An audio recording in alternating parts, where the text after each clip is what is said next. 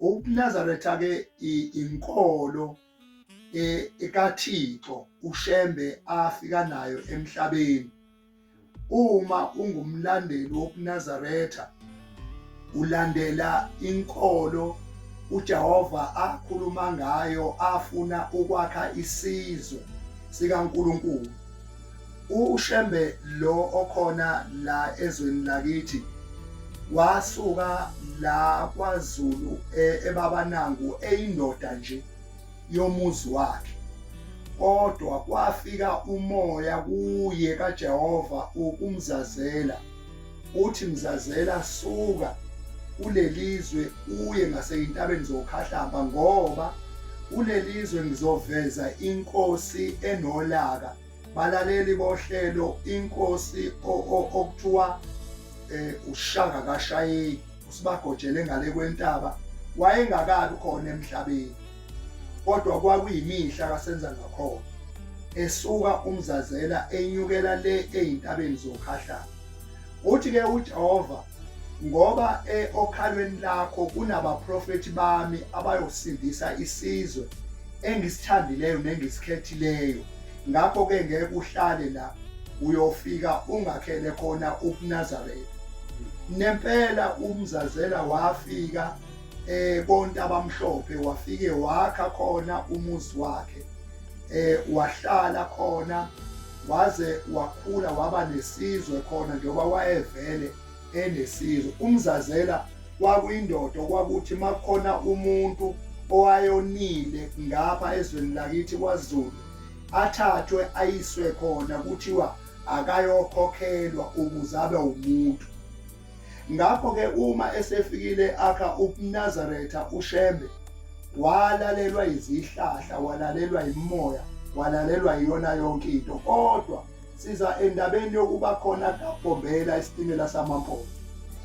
Kwaba khona uMzazela kuba khona uNhliziyo, kusuka uNhliziyo kwaya kuMayekisi. Indaba-ke seyisuka kuMayekisa-ke sekuzovela umuntu omkhulu obizwa ngokuthi uShembe.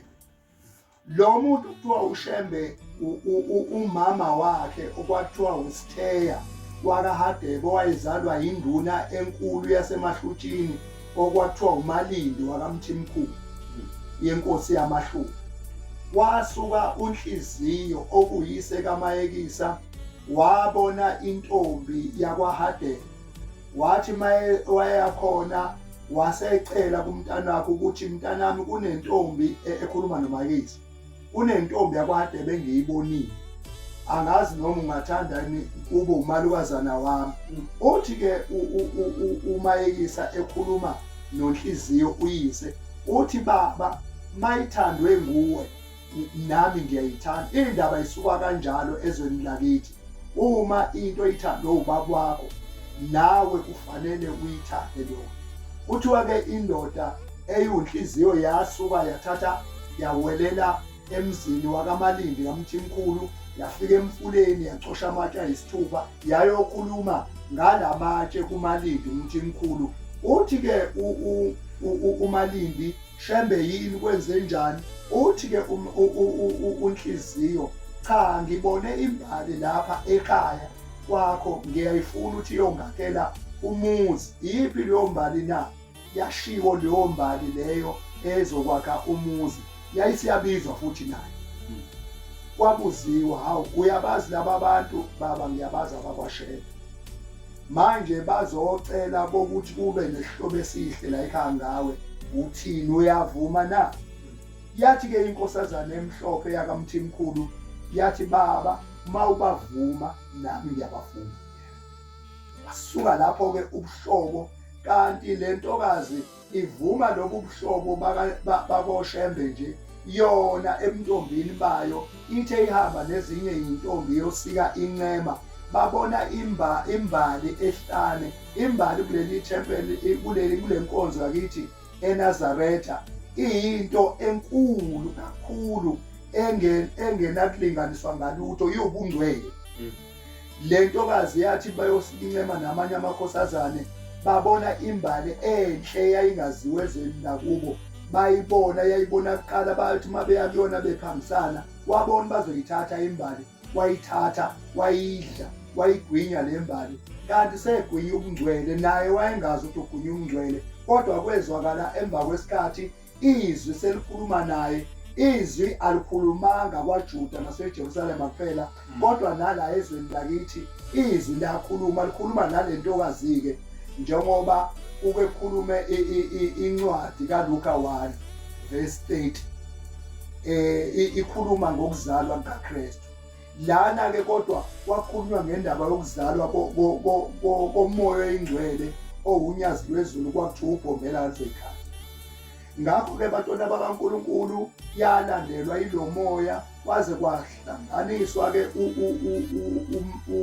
uSitheya wakadebe esehlanganiswa nomkhulu. Ngiyaxolisa ukubiza abantu abadala ngamagama njalo, kodwa ngoba ngenzela ukuthi abantu bazi ukuthi ubani engikhuluma ngaye, ngoba kunabantu abanembuzo kokuthi ubani lo wawukhuluma ngaye, uyayazi leyo ndawo. Yingakho ngize ngiyawantshontsha amagama abantu abadala, njengoba ngithi umkhulu uMayekisa wahlangana noSitheya, abantu abakhulu abengafanele ukubabiza. Base beyahlangana-ke kwakhiwa ubuhlobo, wakugana uMahadebe eganwa kaShembe.